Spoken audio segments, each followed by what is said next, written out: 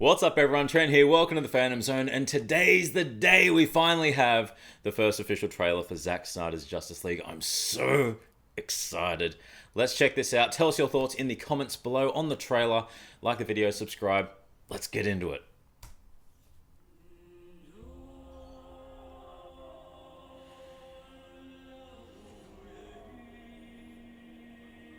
Love the pulsating from the mouth.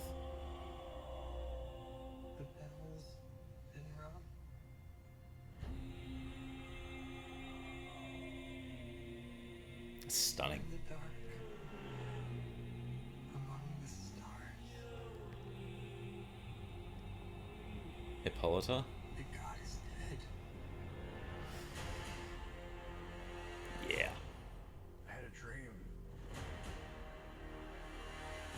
Almost like a premonition. I think there's an attack coming. There he is! My lord, this world will fall. Steppenwolf looked really good without his helmet. I need warriors. I'm building an alliance to defend ourselves. How do you know your team's strong enough? If you can't bring down the charging bull, then don't wave the red cape at it. Boom. You were sent here for a Park reason. Kent. And even if it takes you the rest of your life, find out what that reason is. Yes! Yes! Yes! Black suit!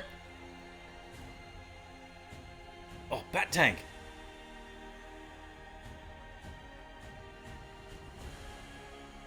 They said the age of heroes would never come again. I'm really tense. It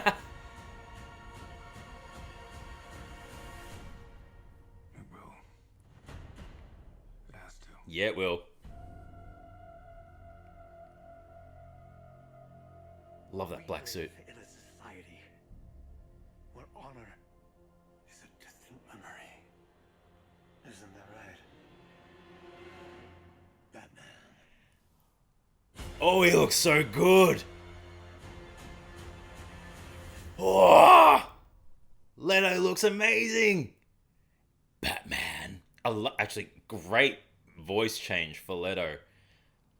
Have always thought Leto is perfect for Joker. Suicide Squad did him dirty.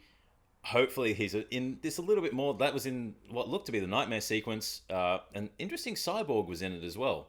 So whether it's kind of like the Nightmare future, or if that's actually after Steppenwolf's invaded, they fast up. Because I have not followed any of the plot devices that Snyder's released at all, because I wanted to be fully surprised by it.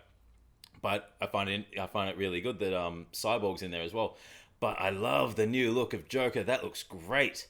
So good. And I'm getting real big Batman Rest in Peace vibes just by the overall look. There was the photo that Zack released earlier in the week where he looks like he's in medical gear or some sort of gear at the asylum. I'm going to assume he's at Arkham Asylum. Let's just say he's at Arkham. And he's got the hair long, he's got the makeup looking all messy and grimy, and it looks medical, he's got gloves on. It looks very similar to how he looks in Batman Rest in Peace, which I know in Suicide Squad, the gangster Joker, where he's got the suspenders in that's, I think, David Ayer drew a lot of inspiration from that. So, very good to see that. And there were some awesome moments in there. Can we just talk about how good the black suit looks on Supes? That looks freaking great. And the detail in the S, there's a nice little detail that I feel like's a nod to the comics as well. When he first comes out with the black suit in Action Comics 689, I think it is, he's got this little silver trim. And it looks kind of illuminy, kind of sketchy. And if you follow the S, it's kind of got that little hatching pattern finding around that. So I feel like that's a nice little nod. If it's intentional, great. If not, it worked anyway. But the black suit looks great. That just makes me want to get the new Prime 1, the Prime 1 Hush Superman black suit statue so much. But it's still odd seeing the black suit with the cape, actually. But I think that looks amazing. The New Gods, I'm all for the New Gods. I'm all for the Fourth World. Darkseid looks very similar to the Injustice Darkseid with the armor. So like that, we saw Granny Goodness, and Desaad, my boy Desaad, was in there too, which is great. And we got to see Steppenwolf engaging with his uncle, and we get to see Darkseid send Steppenwolf to. I'm going to assume it's going to follow a similar plot to retrieve the Mother Box. And we saw the fall of the dome on Themyscira. And yeah, that was really, really cool. There was so much happening in that trailer. More of Flash moving at super speed was excellent. Really, I wanted more from Flash in the Whedon version. I feel like he was a character that was kind of not done justice, pun intended. A lot wasn't done justice in that movie, so that's neither here nor there. But I feel like Ezra Miller's Flash really needed more time to shine and really show off his powers, and we've got glimpses of him running through the Speed Force. That scene where he's saving Iris looked really great. More of Cyborg, which is good. Ray Fisher getting more screen time and more to do as well, hopefully. But yeah, glimpses of Aquaman. I really enjoy a lot of elements of this. We got to see the Bat Tank, which, if you're familiar with Dark Knight Returns, Bats rides a huge freaking tank through the over the mutants, and you can tell that that's where Zack's drawn the main inspiration for his Batman is the Dark Knight Returns. So that's really awesome. But I feel like a theme for this is coming full circle. Like you've got a new Age of Heroes needs to come, so that's going to come full circle again. Batman and Joker being in the Nightmare sequence, that kind of plays off the whole they're permanently entangled in a constant fight, or a constant dance, if you will. You can't have Batman without Joker, and you can't have Joker without Batman. So having him in the Nightmare sequence is great. And Superman, with him being reborn in the black suit, taking flight again. There are two scenes in Man of Steel that are the pinnacle of superheroes for me, visually. And that's when Clark is taking his first proper flight with the Hans Zimmer Junkie XL flight plane over the top. Amazing.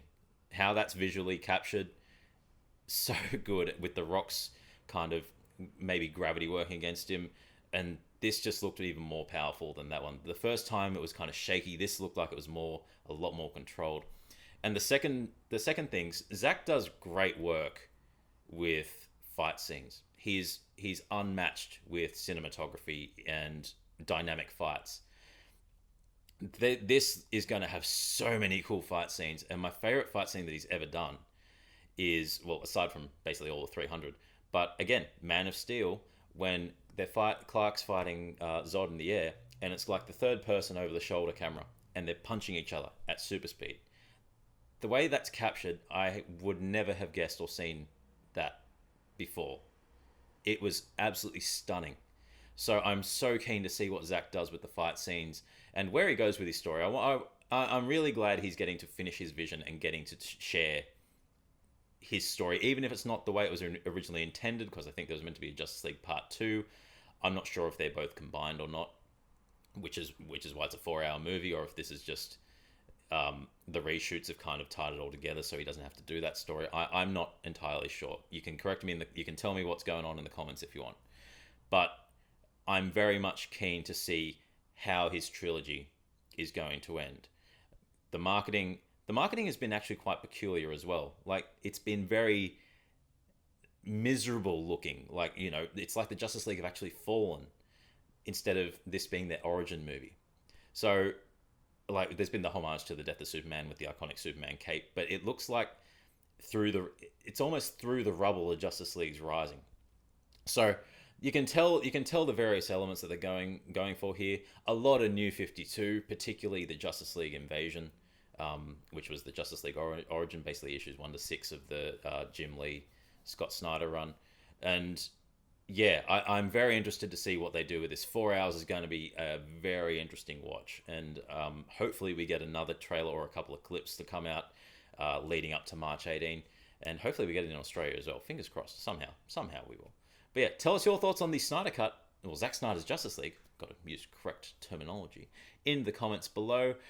I'm Trent, subscribe to the channel, and as always, keep it nerdy.